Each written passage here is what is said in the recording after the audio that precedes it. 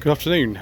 Today is the 9th of July and this is part 7 of a Slightly Shambolic Shuffle around the 2023 BMC and Leyland Show at the British Motor Museum here at Gaydon in Warwickshire. I do apologise in advance if I get things wrong, which has happened all day today so far. If I fall over, if I make a hash of it, which I pretty much have, I'm afraid that's just the way that it goes on this channel. So 69 to 70 Triumph Spitfire.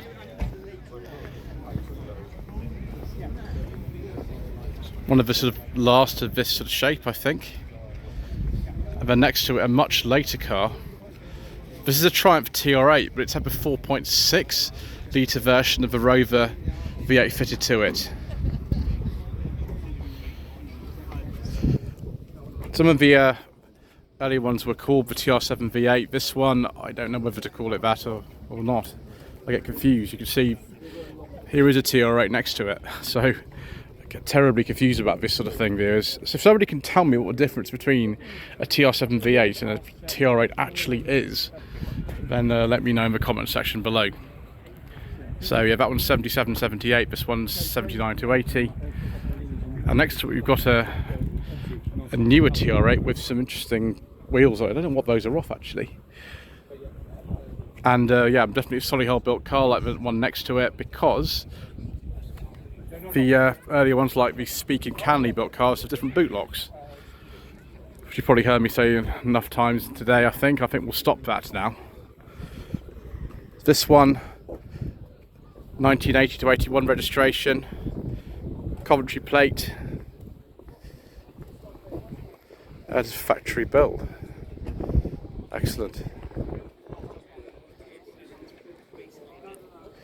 I like the colour actually. That's pretty nice. And then we've got the TR7 Sprint. Now they didn't make a lot of these, but numbers will vary as to you know who you are, depending on how many of these they actually built. This is from a 77. Most of them were actually on this registration sequence, SJW something S.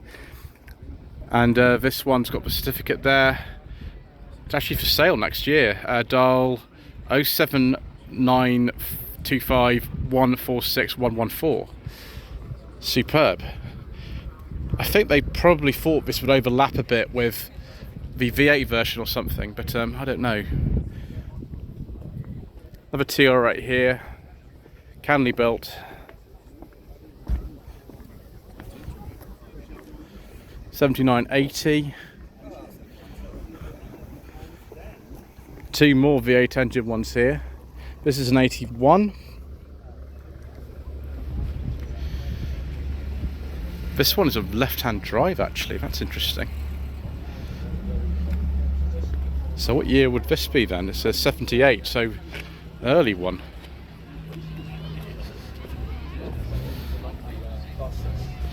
Another TR8. Pilot build from 77. Goodness gracious me. Left-hand drive, but obviously not registered until an awful lot later. It's a 1980 plate on that. Triumph 2000 with Alfa Romeo seats. Yes, Alfa Romeo seats. 1971 to 72.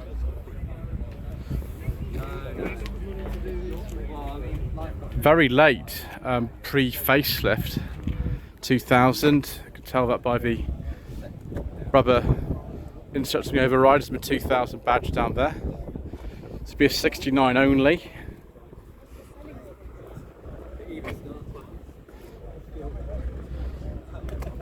Another one of the Innsbruck ones here with a different interior.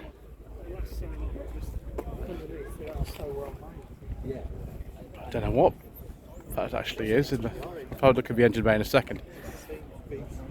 Triumph 2500, 2.5 PI. You could probably say both, couldn't you?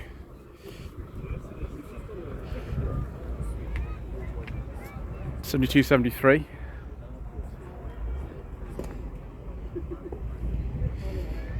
It's about a V8 in there, viewers. Or am I totally barking at the wrong tree? Interesting. It is be a stag engine there. Triumph 2000 to 2500 and 2.5 PI. This is the 2500 TC. Very late one, 7677 registration. This has got a stag engine in it. So stag wheel. Don't know what year that's from. This one, I like this 2500 TC. Biscuit leather interior as well. Right, yeah, even more down here. Absolutely loads. We're going to have to go faster, aren't we? We're never going to get round this show. 1980 to 1981. Triumph TR8.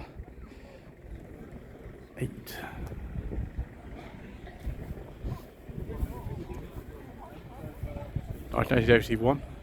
Triumph TR8. It's left-hand drive. That one's a later build though than this one. 1980 to 81 TR7. I haven't seen so many of the coupe ones this time. There seem to be more convertibles actually this year. TR7 V8. I was got an L-block carburettor on it. 7677. 1980 to 81. And then that's got sort of body colour. Is this another Grinnell or something? Ooh, a beige leather interior as well. Most agreeable. A TR7 auto. Wow, I've not actually seen an auto all day. That's something unusual. And we've got another TR8 here. John, I'm going to make tracks about 2 o'clock now. And then it's, yeah, it's a 78.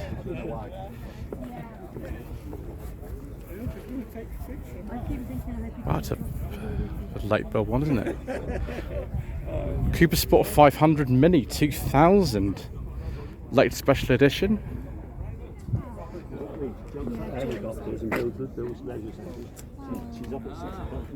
We got a TR7 Sprint here, viewers. Yes, we have. Excellent. Next to a TR8. So 77, 78, 79, 80. Tell me the exact year on this information sheet here. 77. And that is a 79.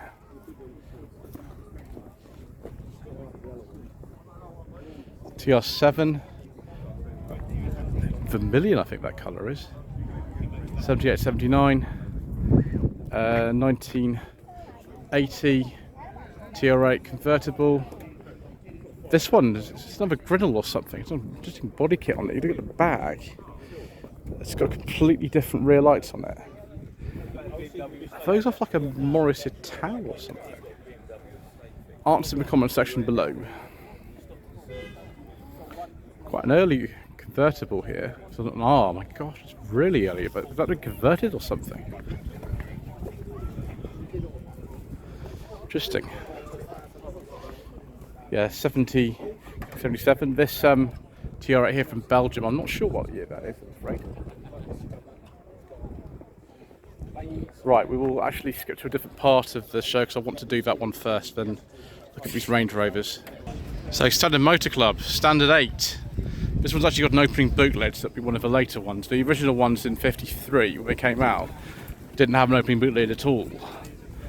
You had to go through like a 10 or a pennant or something to get that, but this later one will have it. Standard 10 pickup, I think these are. Won a prize.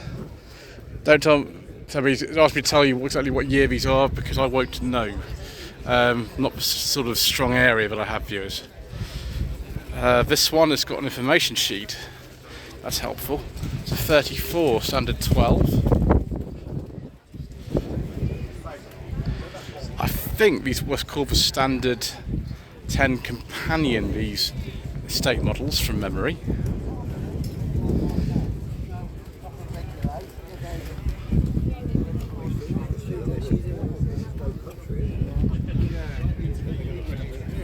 Right, standard companion. So this is a 46, this one.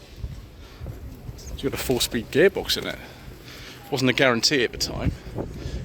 Standard Tourer, don't know what model. Sort of a standard military vehicle. I wouldn't have ever seen one of these before, I don't think. Wow. And we've got more pre-war standard action here. The 1924 standard 11.4 horsepower Kenilworth Tourer. Standard Vanguard Estate. Let's not fall over here, that's probably a bad idea. MGB GT, randomly on this part of the stand. I think we've gone to another stand now, it's probably why that's here. 6970 registration. Austin Nash Metropolitan right-hand drive one. We did get a limited number of these built for the UK market, mostly of course for export to America. So 6970 with MGB, and you can see there Fisher and Ludlow, Birmingham, who are the people who put the body. I think, yeah, Austin, and I think this is sort of based on a Mini. Again, this never really went into production. It's a prototype from '67. Obviously, the registration a little bit later than that. That's unique, I think. I don't think I've seen another one of those. Now, the Austin Counties cars are here. I did promise a long time ago we'd see them, and here they are. So I think this is like an A70, something like that. This is an A90 Atlantic. They're quite distinctive. Built originally to go to America, but never really caught on there in the sort of way that they hoped, unfortunately. From memory, this is I think an A40, Dorset or Devon. One of them was the four-door, one was a two-door. I can't remember which one was this. Sorry, viewers. And this is an Austin A40 pickup from 1950. We've seen this before many times. And then there's a J40 inside. The J40's lasted an incredibly long time. I think until the 70s. And then we've got a big tanker here. Don't ask me to tell you like what model that is for this, because I haven't got a clue. We have, however, got a very nice Rover 800 here. It's an R17. Really late, on the 2000. That'll be well after they finish making them. And then we've got this 1995 Rover 820 Vitesse Sport that I have driven on the channel. We've got Nigel and Raffaello in here, these two bears. And Nigel was in the car last time I was here. So hello to Dan from HPR_photo on Instagram. This is his car, and it was a joy to drive. It's amazing. He picked it up from an auction in March for not a lot of money, and he's done a bit of work to it, but yeah, they drive superbly well, these cars. I prefer a Sterling personally. That's really my more sort of thing, but you know, the bears seem to like it, and that's all that counts, really, isn't it? Here we go, another 820 here. Late pre-facelift saloon.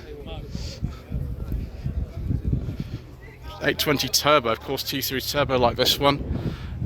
Very, very quick. And then Rover 800 police car, 89 to 90. So the information sheet might tell me exactly. 827 SI, so with a Honda engine, V6. Registered in 1990. Brilliant. Someone's been invited to the Post-Abingdon Weekender, which I'm attending actually next weekend, and someone else also has a beige leather interior with wood. I do like a nice beige leather interior, viewers. Most agreeable, and it's a Sterling. Excellent, wonderful. Where do I get one? Thank you very much. Rover 600, there's tons of 600s here actually. The later ones like this didn't actually have the trim designations on the back like this one does, this Japanese spec one. It just says 600, so it gets a bit tricky.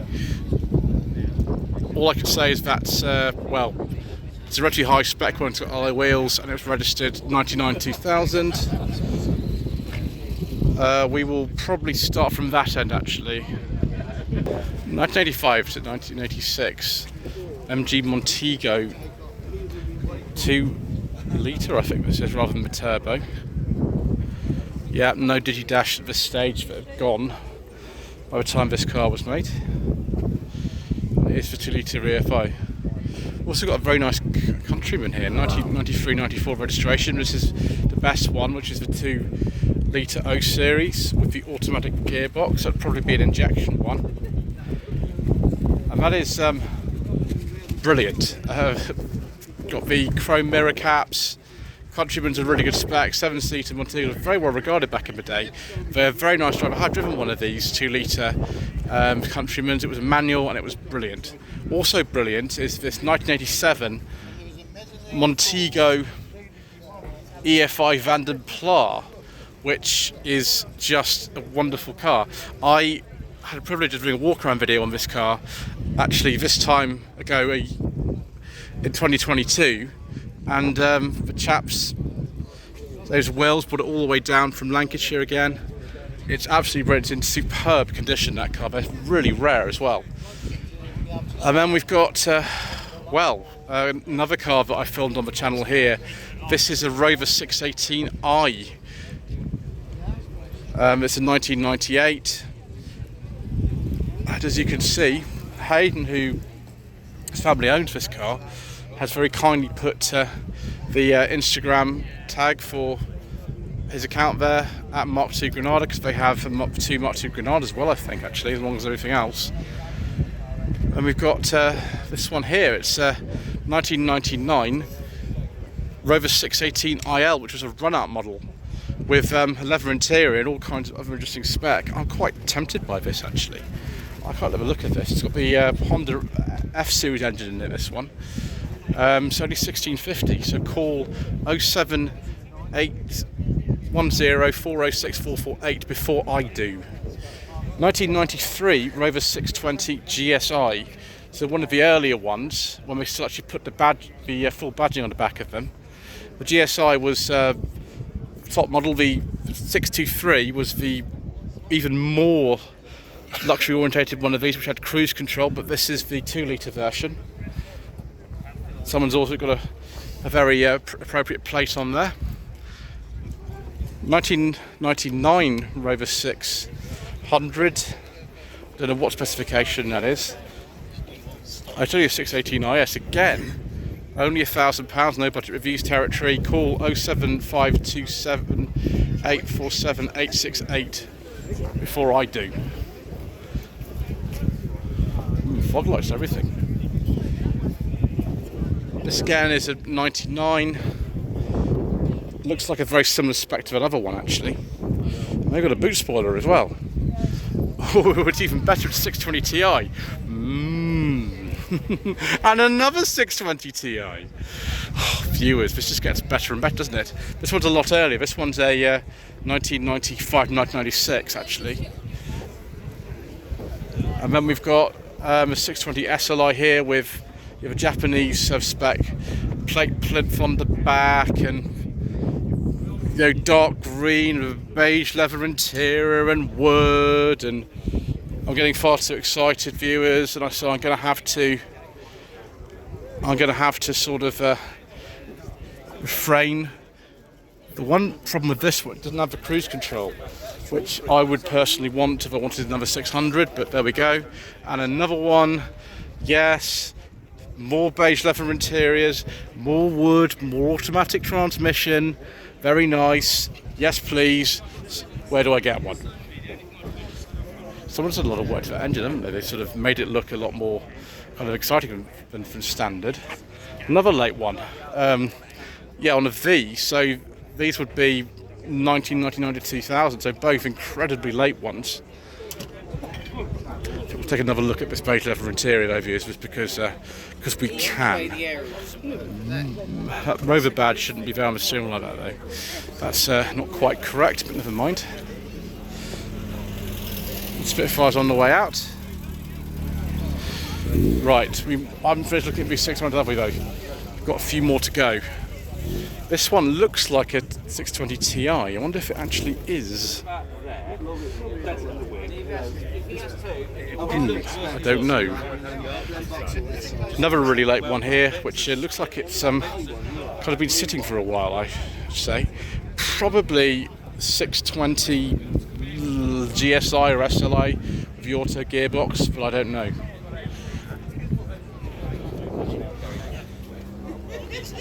This one's got the cloth interior, so it might just be an SLI or something like that. But again, we don't know because they took the full badging off the 620s in about 1998, so who knows. Unlike this one, 1990 to 2000, probably a 618, because a lot of the run-out ones actually were. That was good, wasn't it? 1997 to 1998, Rover 100. This one is a 114 SLI, I think we've seen that before. Typical K-series noises when it's got a cold engine. Right, Metro Owners Club. Metro City, 1988 to 89. Gosh, you can tell it later in the day, can't you? Can't get my words out, but to be fair, like, I can never get my words out properly in this, can I?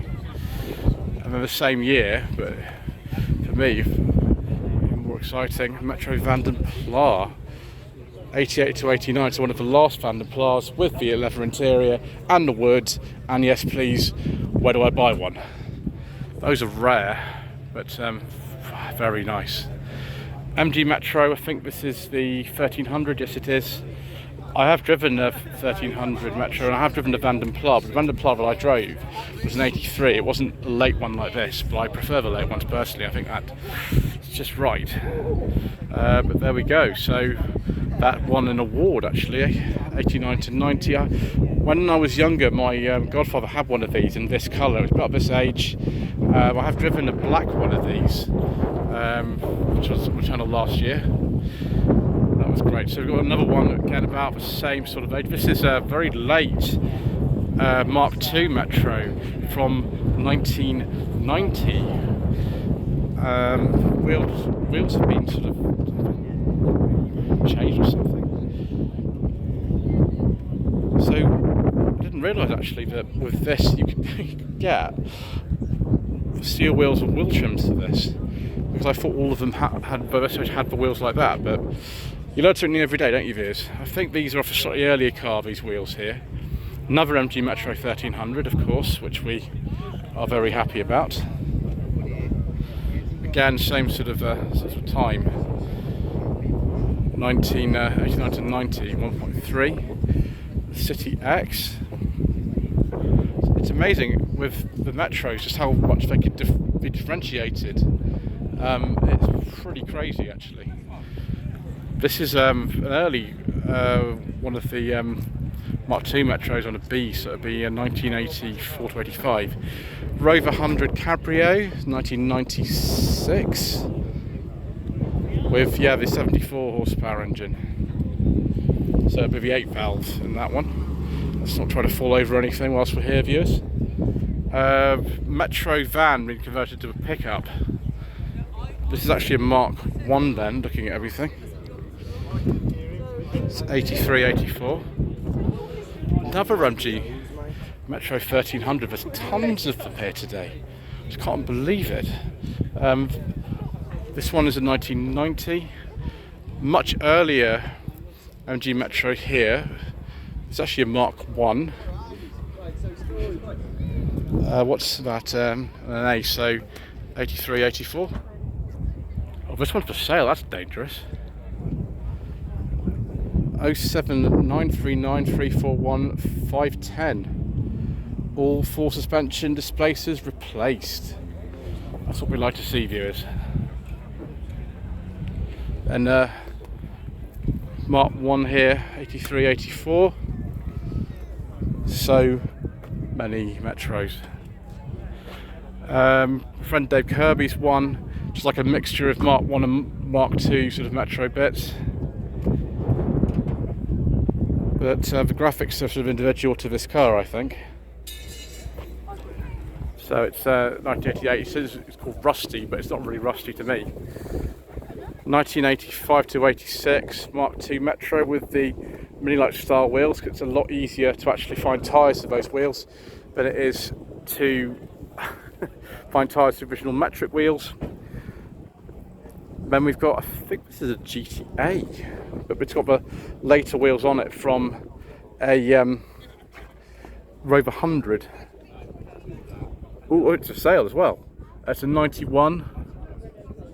Phone John on 07957 548 It is a GTA. I was right. For once. Yeah, my godfather had one of those actually. After the MG Metro, he had one of those. Right, we'll have to take a pause here whilst we investigate something on these L322 Range Rovers. So those L322s we're going to skip viewers because they have an engine in them that we can't discuss because the Mayor of London introducing his ultra emission zones and his friends introducing the clean air zones around the country means we cannot talk about diesels on this channel. But this 1988 Carmichael fire appliance is very interesting. It's got a very early dash in it for a 1988. Obviously it went to Carmichael to have lots of modifications on it. It's probably why it ended up with that early dash. Right, so we'll have a look at some of these. It's got to be a bit careful. If it's not got the engine and we can't discuss, otherwise I should be pursued by the Mayor of London.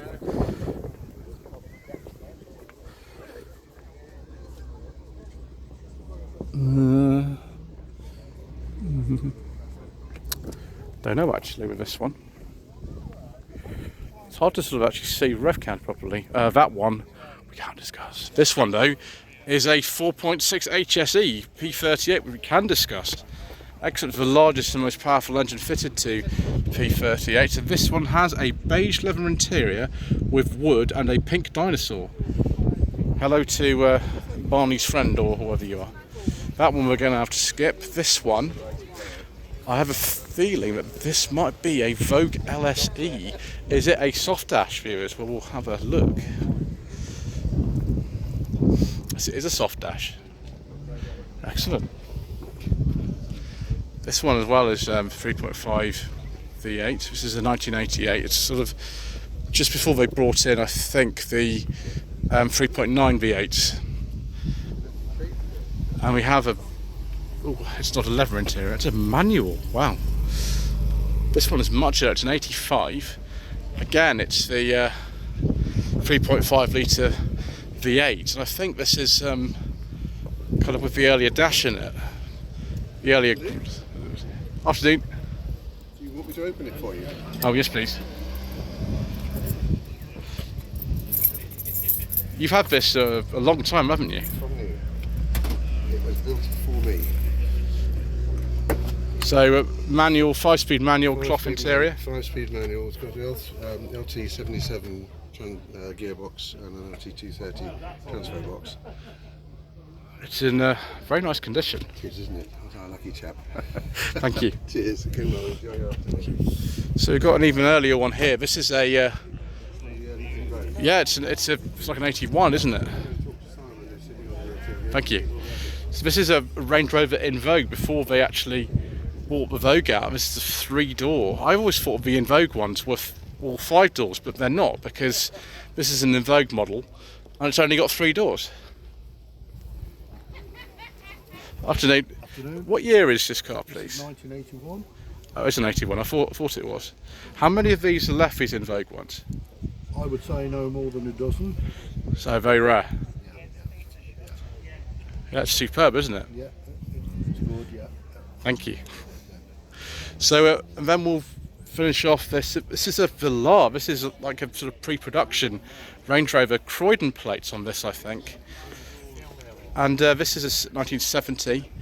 These were actually registered before that happened, and you know, they didn't want people knowing what company made them, so they put the name as sort of Velar in front of them, as in the new model Velar. But I think I prefer these, to be honest, to the new Villas.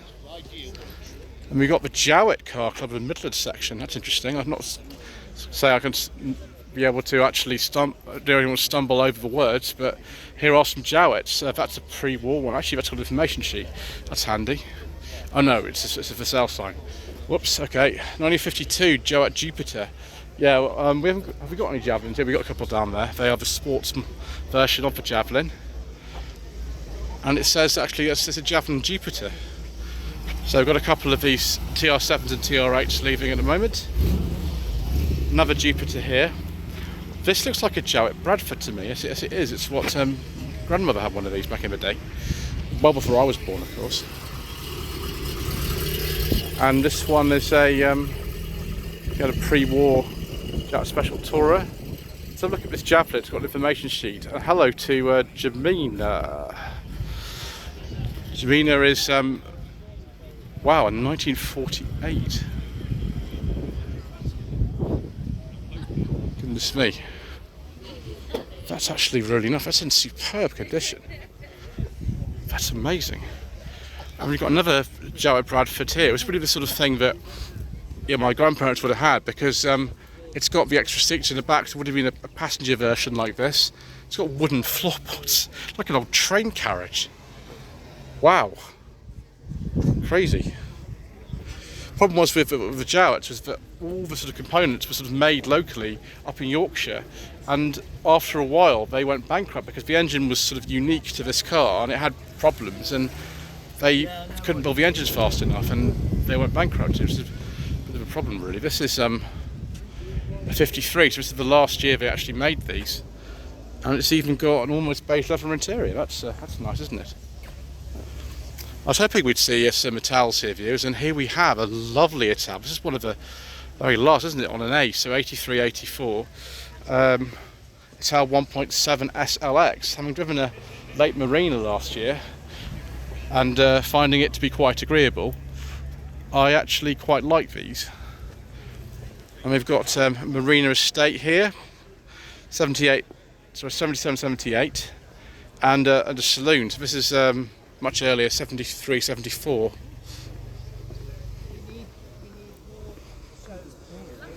So that one is the 1.8 Super. And then we've got the very late Smart Series 3 Marina, they call these. It's a 1.3L in vermilion.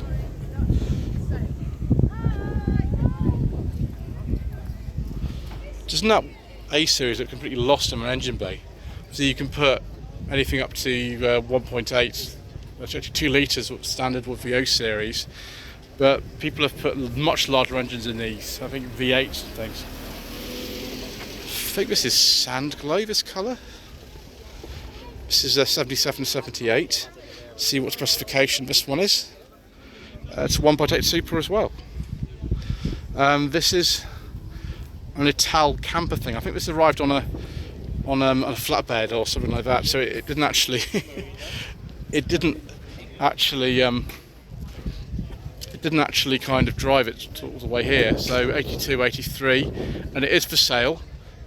Call just read this number properly, 07823 554 181. I think it's probably a very unique opportunity to have a car like that, or van. Coventry plate Marina, Series 2 Marina. This is the 1.3 Super, 76, 77 registration. Then you've got the earlier colour for Series 1 Marina, 73, 74. Harvest Gold, I think the name of this colour is, I could be wrong. And another Super here. Again, this kind of beige colour seems to be very popular this year. I've seen a lot of cars in this colour. And here, those gearboxes chugging away. So it's a 1.3 base model. Let's go on to some Marina TC, 1.8 TC. It's been an early one, this. Can't remember the name of this colour, I forget now. 73, 74. And then another Ital, 2 more Itals. Excellent. It's an 81. It's an HLS, so it was nice and luxurious. With vinyl roof, of course. So it's got the 1.7 0 series in it. This has the same engine, 1.7, but it's an HL rather than HLS. Portsmouth plate, OR. The clock, for some reason, in that is right down in front of the gear stick. Not the most ergonomic, really. And then we've got, I don't know the name of this colour, is it Applejack, the name of this colour? Fancy steering wheel in that, and automatic transmission. Radio facing away from the driver, because that's safe. And that is an HL.